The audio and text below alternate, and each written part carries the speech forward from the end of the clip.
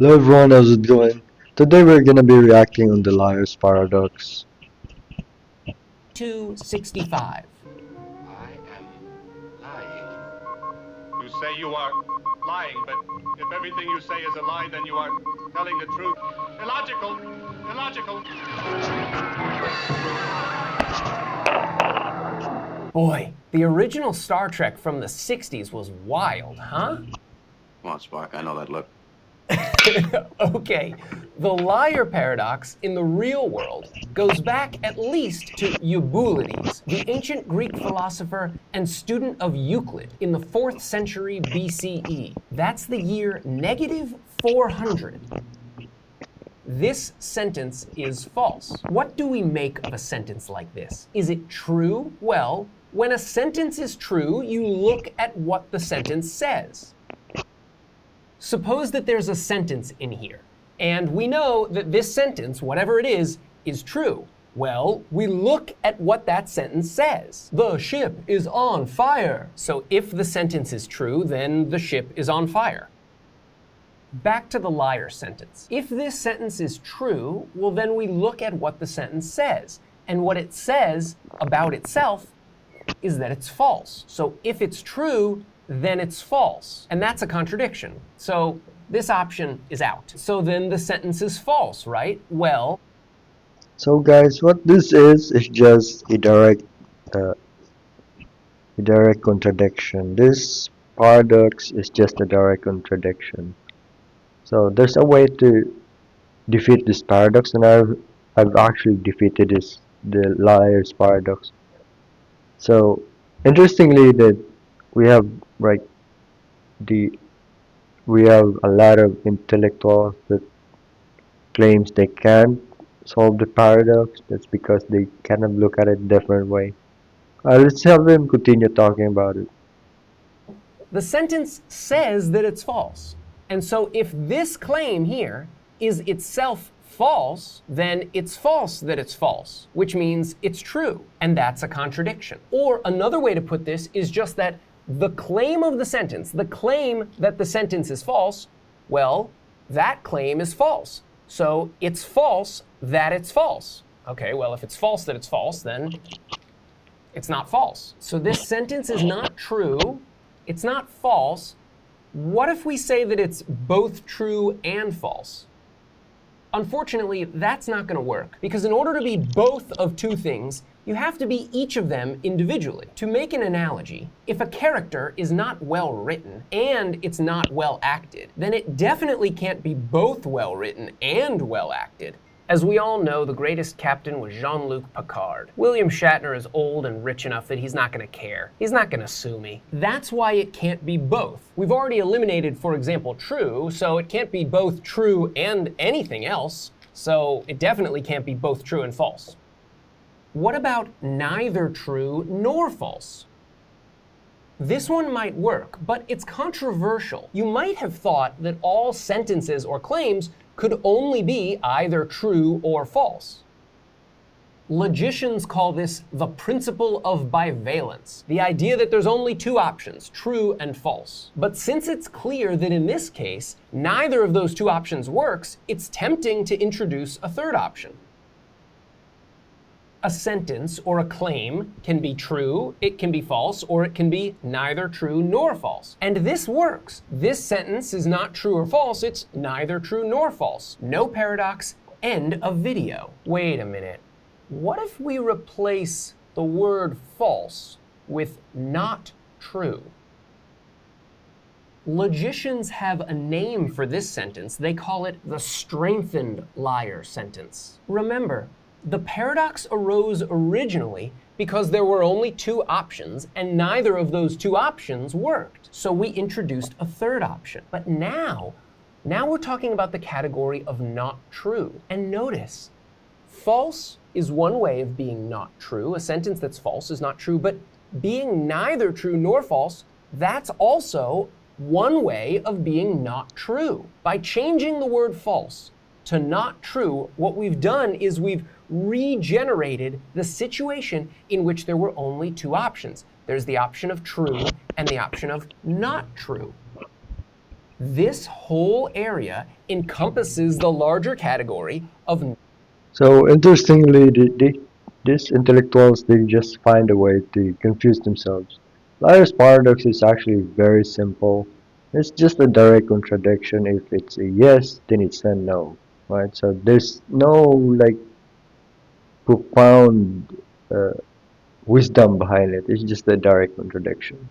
But they kind of talk about how complex that is. It's not complex. It's very simple, and they just it relies on ambiguity, like how this sentence is structured is ambiguous. What does this sentence is not true? What does that mean? Like that's where the complexity is with uh, because it relies on ambiguity. It's not clearly defined. In the rules are not clearly defined. But what that is just a direct contradiction. If it's a yes, then it's a no, right? If it's false, then it's a uh, it's true.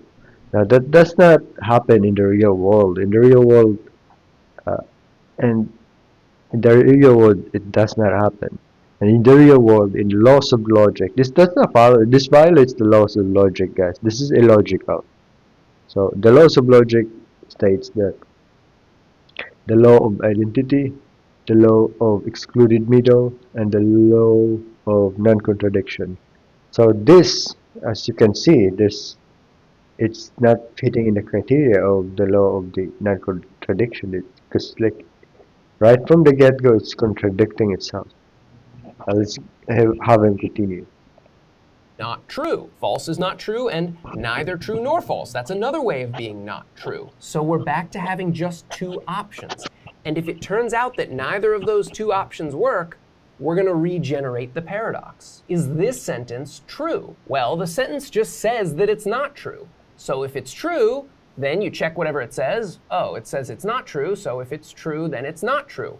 Okay, this option is out. Is it false? Well, if a sentence is false, then you just have to reverse whatever the sentence says. The sentence says that it's not true.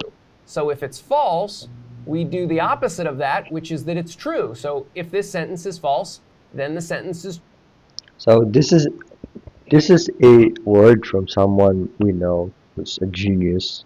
Einstein says that uh, true genius is being able to simplify things, right? So you make seemingly complicated things, ideas, concepts, reduce them, make them simple enough for everyone to understand, simple enough for a child or a dog to understand. You don't try to complicate things uh, because if you start to complicate things, maybe you don't really understand what you're talking about, and you're just throwing in verbal gymnastics. This kind of like the the Elias paradox is actually very simple, but they kind of find a way to like uh, overthink it.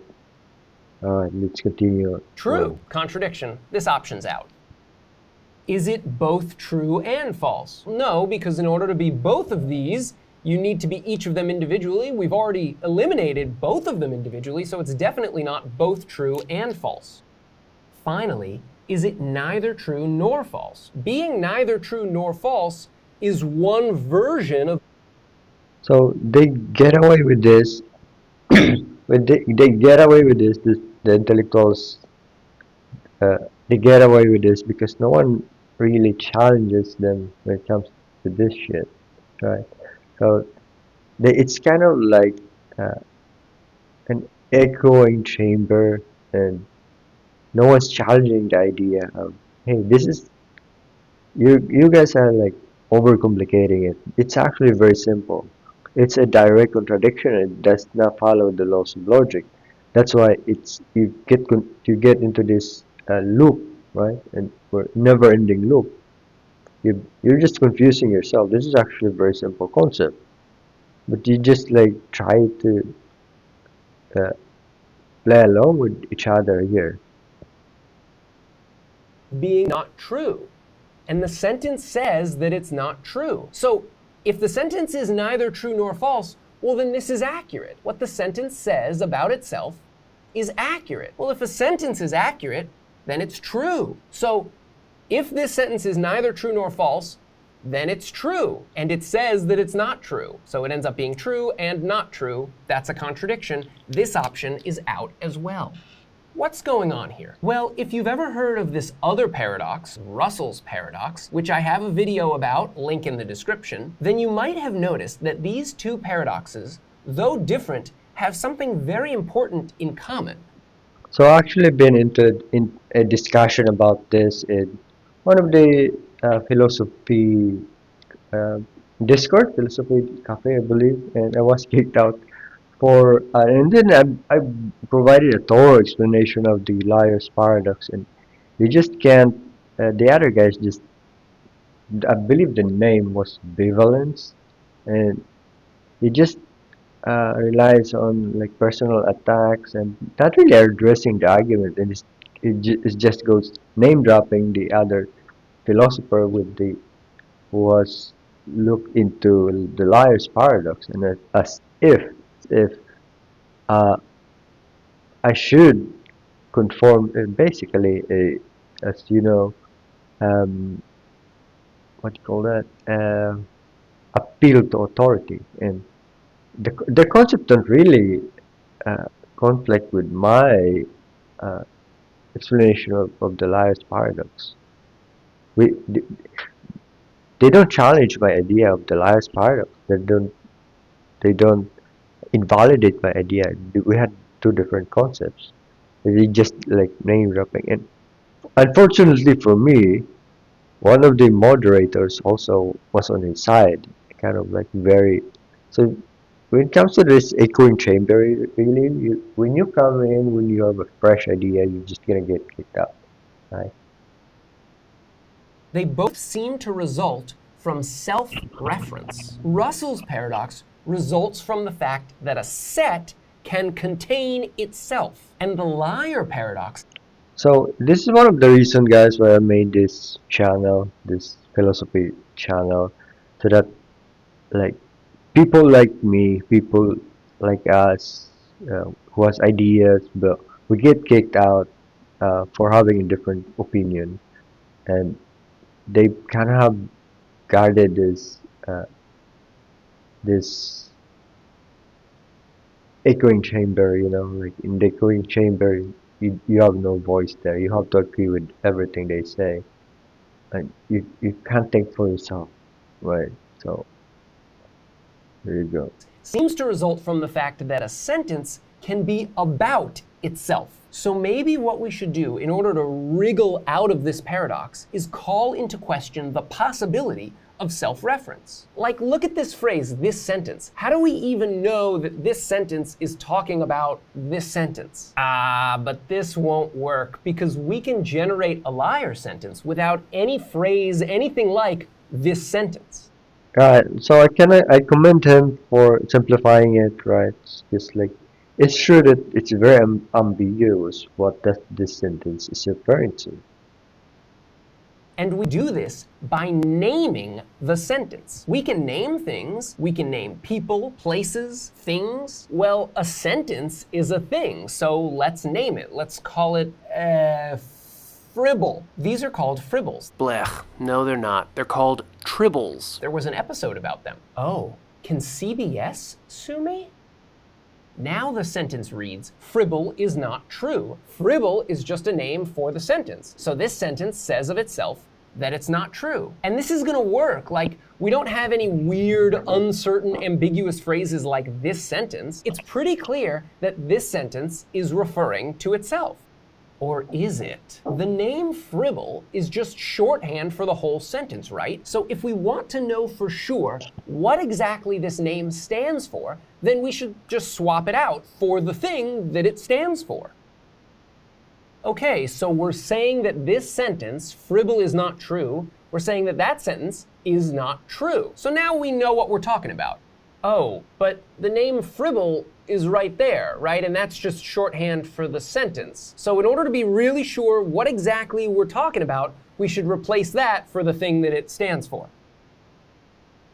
Okay, now we're done. The sentence Fribble is not true, and that sentence is not true. Oh, but the name Fribble is still in there, so we have to replace it again. Guys, this is not how language works. This is like in language theory, linguistic. This is not how language works. So this is like you're making up a different uh, language. You're trying to invent a language that does not follow any rules. You know, because like liar's paradox. That's why you can't pigeonhole it because it it does not follow any rules. At least, at least, the intellectuals, they don't want it to be pigeonholed. They don't want it to follow any rules. That's why you find yourself into this loop. This has been an argument against the possibility of self-reference. When we have a term in a sentence that refers to the sentence itself, we end up in this regress, this endless cycle of replacing that name with the thing that that name is supposed to stand for. We keep trying to clarify what exactly this sentence is about, but we never reach clarity. So maybe So the liar's paradox is not following informal logic. It is actually informal logic. You might find because there are two types of logic. There's formal logic and informal logic. Informal logic deals with language, words, semantics, while the formal logic deals with kind of like calculations, numbers, and stuff. So the way formal logic and informal logic works, they kind of have they have a bridge or how they like informal logic is a way to interpret a informal logic like the language to find formula of language of how they work, right? So you can make sense and people can just make things ambiguous. Now it's different with the Elias paradox. It's the opposite. Because then you start with the formal logic and you try to explain it in language form. It doesn't work because like it's not following any rules. Now, normally like if you have normally like informal logic founded was created to make sense of language, right? So the thing is that uh, with the Elias paradox, it's an informal logic. No, not informal. I don't know why they call it informal and formal and informal. That's where kind of sometimes it gets confusing. So with the Elias paradox, it's formal logic, right? They try to express it in language. It doesn't work because like it has to relate to language. It's doing the opposite thing. It You're trying to make sense of something of a symbol into language. So instead of making sense of a language using informal logic, using formal logic, you know. reference is impossible after all. If we're trying to resolve the liar paradox, this is good. It means that self-reference is impossible, the sentence can never fully or successfully refer to itself, and so the paradox can't arise. This is where most discussions of the liar paradox in public discourse end. So if you just remove, because this the liar's paradox here, if it's not following the laws of logic, if it's not following informal logic, language theory and stuff, it does not belong in language. It should be just mathematical formula.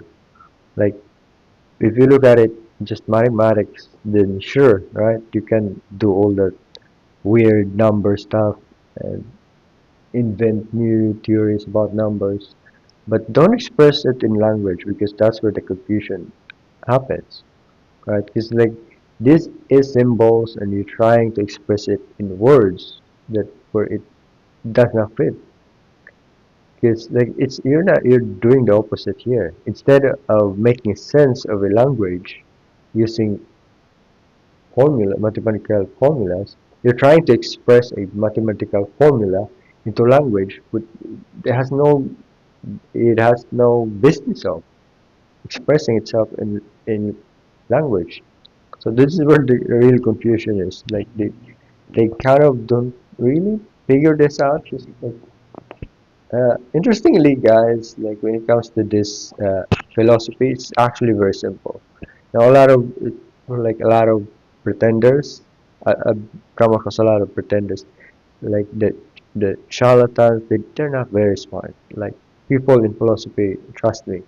You, like if you have a strong logic background, like I do, I have a very strong logic background, can dismantle these arguments very easily.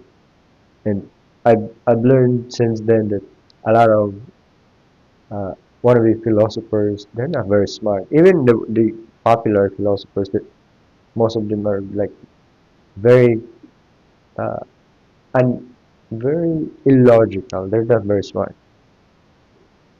But the professional logicians know that there's more. We can generate the liar paradox or something almost exactly like it without any sentence that even tries to refer to itself. First, notice that a sentence can easily and unproblematically refer to another sentence. This sentence says the sentence. But I'm not saying that this gentleman is not very smart. Like it's made is just explaining, guys, right? So it's just explaining, and I believe it's done a very good explanation of the Elias paradox, but it's not actually trying to debunk it. So understandably, it's not gonna talk about those things as I do, because I'm trying to debunk the Elias paradox. And I'm trying to show you how I defeated the Elias paradox. Below is false. And then the sentence below says, Kirk was a good captain. Now, this is false. Kirk was not a good captain. A captain has to be responsible. They are entrusted with the lives of their crew. They can't just go around trying to hook up with every alien babe they come across. Anyway, there's no problem here. This sentence is false, and this sentence, which is about this one, says that it's false, and so this sentence is true, like no problem. But if this is possible, then we can generate a pair of sentences that work together to do the same thing that the liar sentence did in the first place. So Captain Kirk is good. Is a good cap. Kirk is a good captain. So that's the word he used. Now when it comes to a word like that, there's a lot of meaning. So it could be uh, good in what sense, right? So you gotta add what sense, what do you mean by good, right? So, and is it a true sentence, right? What are the evidence? You're gonna look at the evidence. You can just like claim someone is good and not reviewing the evidence.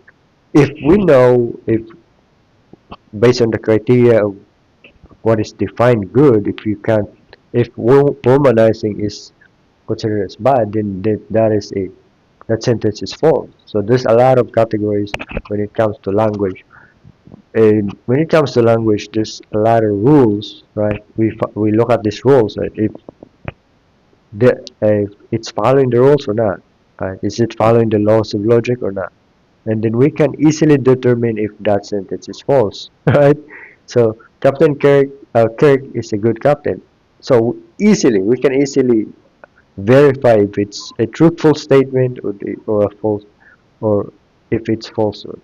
So no problem. Can easily address the argument, but it's not the same with the liar's paradox because it's not following the laws of logic or the language theory. It's trying to express a mathematical formula into language. It's now making sense of a language using mathematical formula. You get me?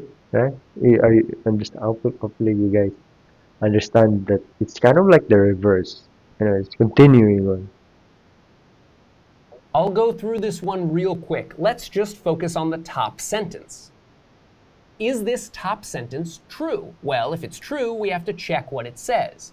The sentence below is false. So if this sentence is true, then this one is false. But this sentence just says that this first sentence is true. So if this one's false, then this one's false. So if the top sentence is true, then the top sentence is false. Contradiction. Okay, what if the top sentence is false? Well, it says that the sentence below is false. So if it's false, then the sentence below is true. Well, if this sentence below is true, then this sentence is true, because this one down here just says that this one up here is true. So if this sentence is false, then this sentence is true. Contradiction. And then the same thing for... So interestingly, we watched this video 11 minutes already, and surprisingly, he never talked about the loss of logic. And if you start talking about this loss of logic, you start to realize that these things, this liar paradox thingy, doesn't make sense. Or both true and false, and then neither true nor false, we could run the same thing where we replace this with not true, and we're exactly back to where we were with the strengthened liar sentence. And we did all of this without any kind of self-reference. These sentences aren't referring to themselves. They are referring to each other, and they make this kind of circle. The problem, of course, comes from this kind of circular thing, but it's not really a problem for self-reference. Any attempt to ban self-reference from our language in order to prevent liar sentences from arising, that's doomed to failure, because we can generate liar sentences with multiple sentences. In the end, the liar paradox shows that there is a deep problem with one of two things. First, our notion of truth itself. The way that logicians... Guys, come on. There's no problem with our notion of truth. Like, we know truth, right? The liar's paradox is just a mathematical formula trying to express itself in language, and it does not follow any rules. It does not follow the laws of logic. It's kind of like a miscategorization, like they're placing it in the same category as truth when it's not. It's just a mathematical formula that is a direct contradiction. Right, so it's this. So our understanding of truth isn't exposed by the liar's paradox, as if like our understanding of truth is flawed. No, it's not. Come on, man. formalize the notion of truth within a logical language is with what are called T schemas.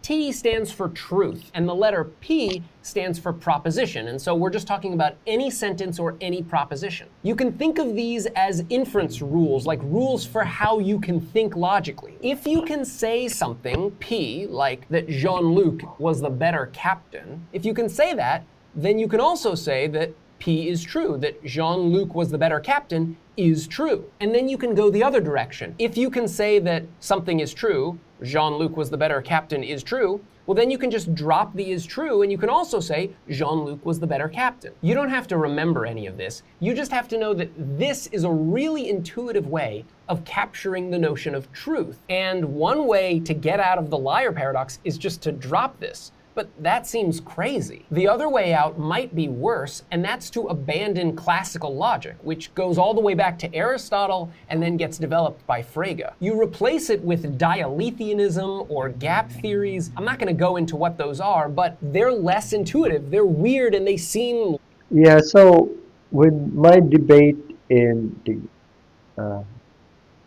not really a debate, it's more like a discussion. I like to call it a debate, like to debate years, we try to kill each other, not really.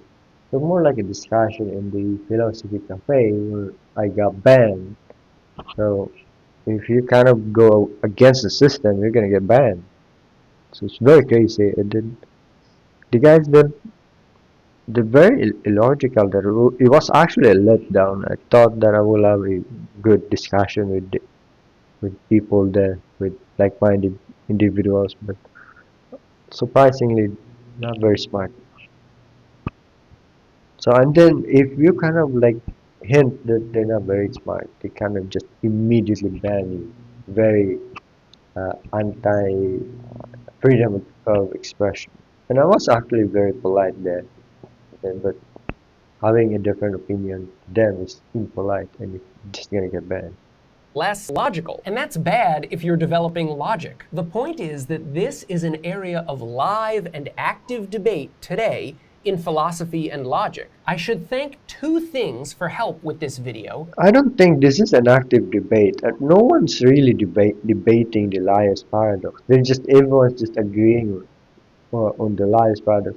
I mean, have you seen anyone debate about the liar's paradox? Not really, right? They're just like debating the liar's paradox by themselves and like coming up with the same conclusion that it's unsolvable. It's like, so I don't. The debate's probably like, if this sentence is false, then this sentence is true, which is the nature of the paradox itself. But no one's really debating this.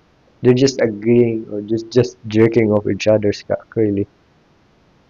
The first one is Tim Maudlin's 2004 book, Truth and Paradox. I've never met Maudlin, but I read his book back in graduate school, and then years later, before recording this video, I skimmed it again. It was very helpful. Thank you, Tim. And the other is Ethan Jersak, who was in my cohort in graduate school, and now he is the renowned assistant professor of philosophy at the National University of Singapore. And we had a Zoom conversation where he fixed a few things that were wrong in my understanding of the liar paradox.